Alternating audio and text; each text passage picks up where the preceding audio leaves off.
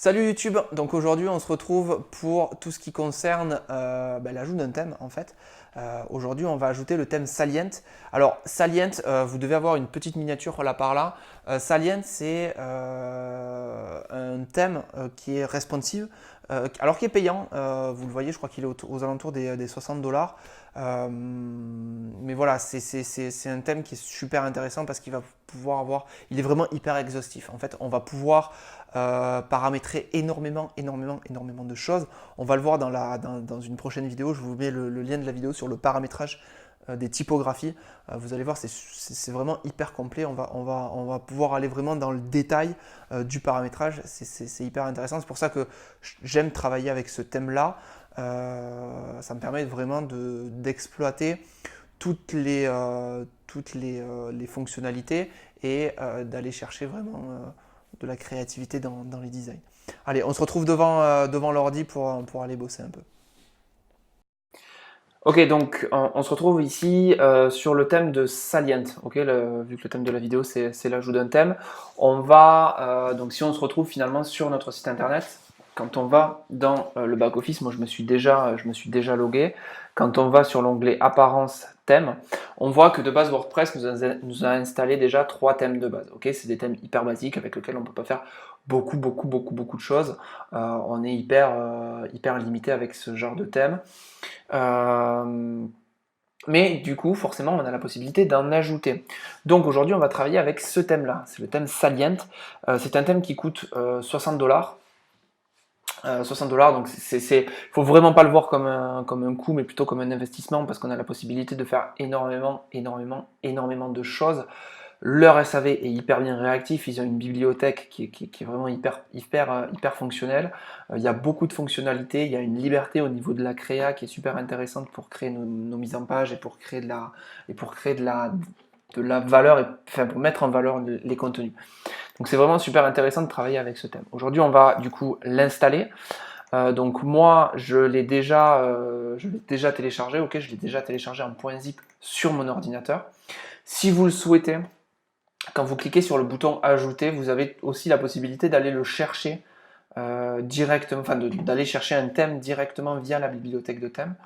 Bon, moi ça je le fais pas parce que je préfère avoir mes thèmes directement sur l'ordi parce que je vais pas travailler avec 14 thèmes, je travaille avec 2-3 thèmes directement et c'est fini, donc je préfère les installer. Donc là, tout simplement, je vais aller chercher le fichier dans mon ordinateur. Ok. On voit qu'à l'intérieur de ce fichier, donc moi je travaille avec la dernière version, la V10. Voilà, essayez de travailler évidemment avec les dernières versions de vos thèmes. D'accord? Donc on va évidemment venir l'installer. Ok.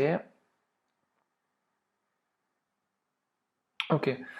Donc voilà, une fois que votre thème a été installé, il faut maintenant venir l'activer. Ok, si on retourne sur notre onglet thème, on verra du coup qu'il apparaît ici. Mais on ne va pas l'activer tout de suite parce qu'on va ajouter un deuxième thème qui est ce qu'on appelle le thème enfant. Ok, je vais vous parler un petit peu de cette différence en suivant.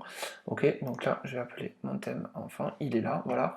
Vous voyez que le thème de base en fait fait 22 mégas, d'accord. Le thème enfant, lui, il en fait que 65 kg. En fait, ce thème enfant, c'est un petit peu une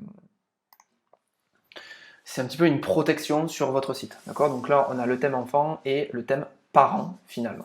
Alors, pourquoi il est important d'installer un thème enfant? Tout simplement parce qu'en fait, si vous allez par exemple sur votre thème principal, vous allez faire des modifications dans l'éditeur de thème. D'accord? C'est ce que on avait vu dans la première vidéo.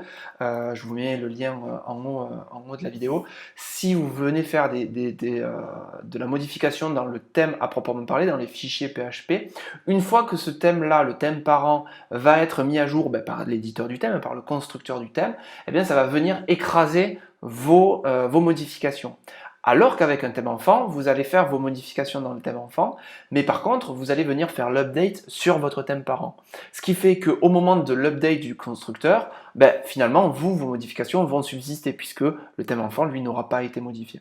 C'est pour ça, en fait, le thème enfant vient un petit peu protéger le thème parent, donc c'est plutôt important de mettre ça. Bien évidemment, si vous ne faites pas de modification après, Normalement, il n'y a aucun problème, mais c'est une protection en plus. Ok. Donc là, voilà, maintenant que nos deux thèmes sont installés, on va venir activer notre thème enfant.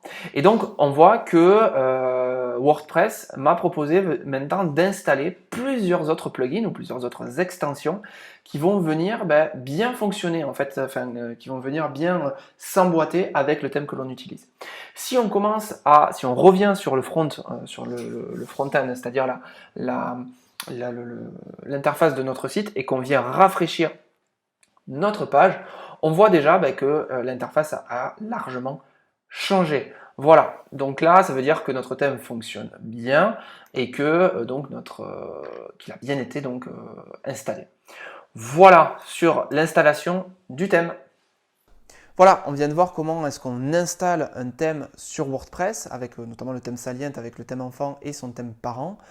On verra dans une autre vidéo comment est-ce qu'on change un thème. Parce que bien évidemment, une fois qu'on aura le site qui est mis en place, si par exemple vous souhaitez modifier votre thème, évidemment il faut prendre en considération que cette modification va entraîner des modifications sur l'interface. Et donc, WordPress vous donne la possibilité en amont de voir les modifications que le nouveau thème impliquera. Okay, donc ça fera l'objet d'une autre vidéo, d'une nouvelle vidéo voilà, de quelques minutes où vous pourrez du coup voir comment ça fonctionne, comment est-ce qu'on prévisualise les modifications d'un thème. Ok. Allez, on se retrouve pour d'autres vidéos sur le web design. À bientôt.